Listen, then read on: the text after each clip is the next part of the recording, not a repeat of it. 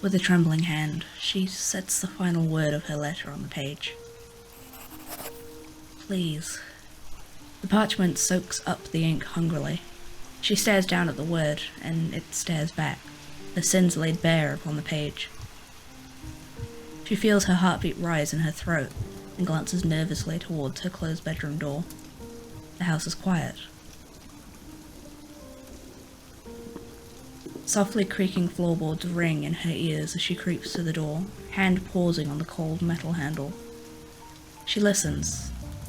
Her father's steady snoring echoes down the hallway. Can she really do this? Yes.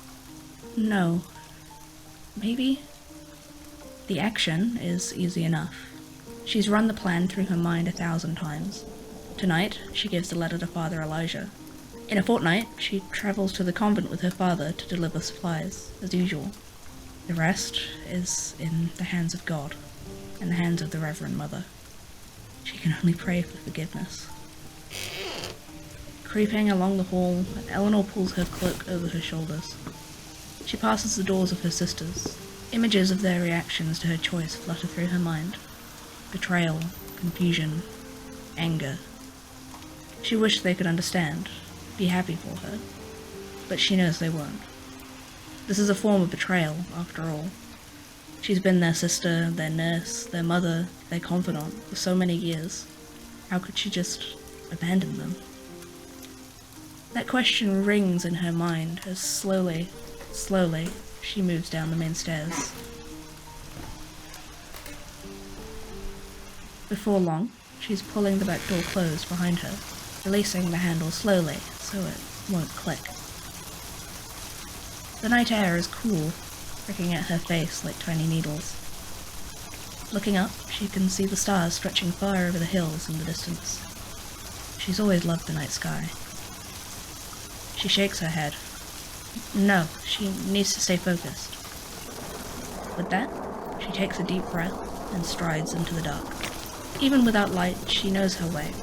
It's a path she's walked 1,000 times, and it's not far. Each day, more and more red crosses are painted on doors, and more families are locked away from the rest of them. Perhaps this plague is a punishment from God for her sins, for her rejection of his gifts.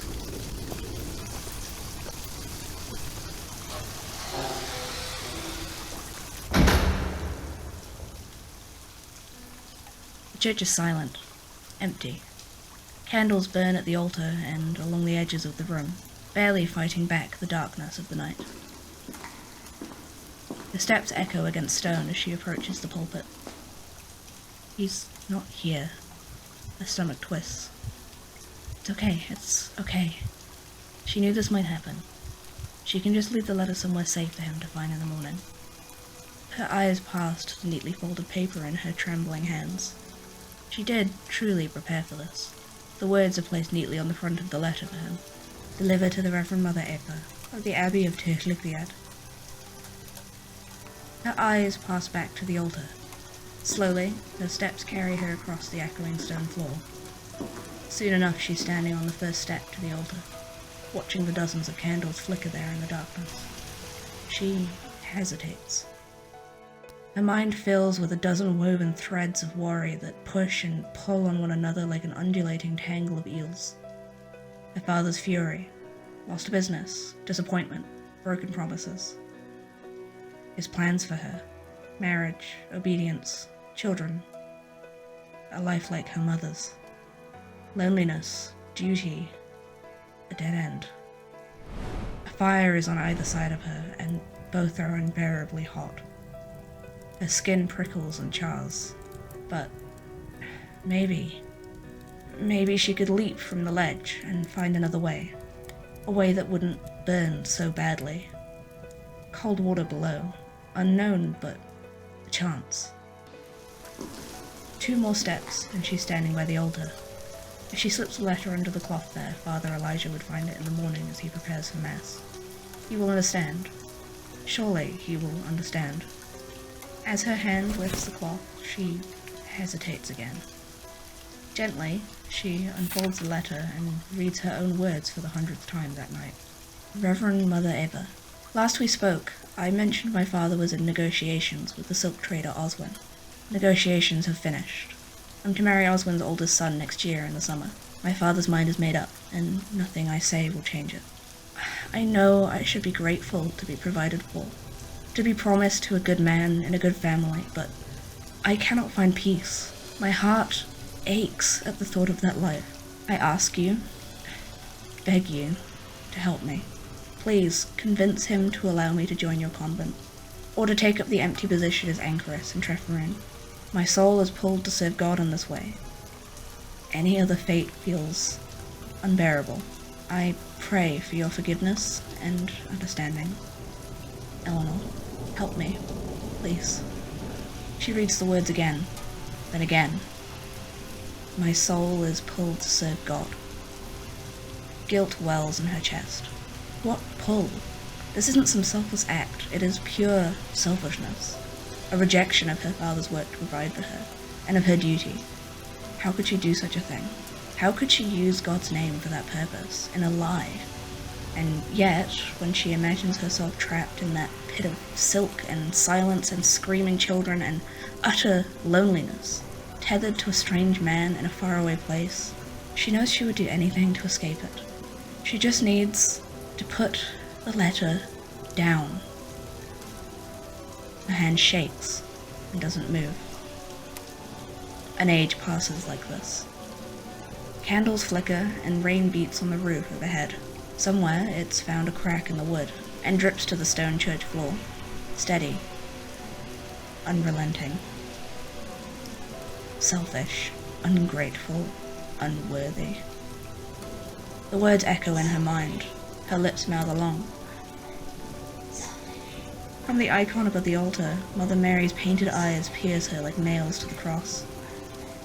Selfish, ungrateful, unworthy. The words stop. Her eyes dull, and her hand finally begins to move.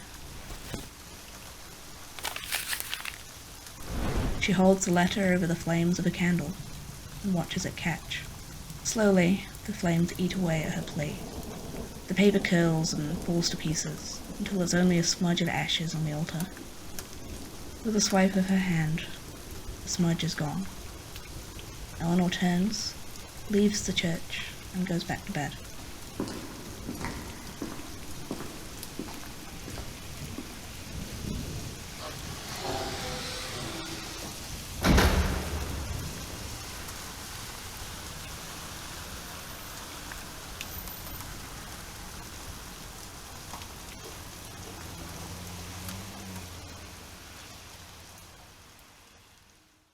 Well, that was different than my previous speed paint. Let me know if you liked it. I figured this wouldn't be a bad way to start introducing you guys to the world of the game and the people who live in it. I'm sorry if my voice sounded weird at all in this video. I've been pretty sick, which is why it's taken so long to get this out. I lost my voice completely for a few days there.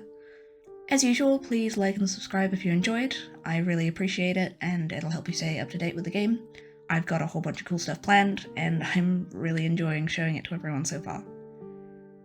You could also join the Discord if you'd like to ask me any questions or keep better tabs on the game. I post quite a few small updates there and little sort of screenshots and videos of the game as I'm working on it.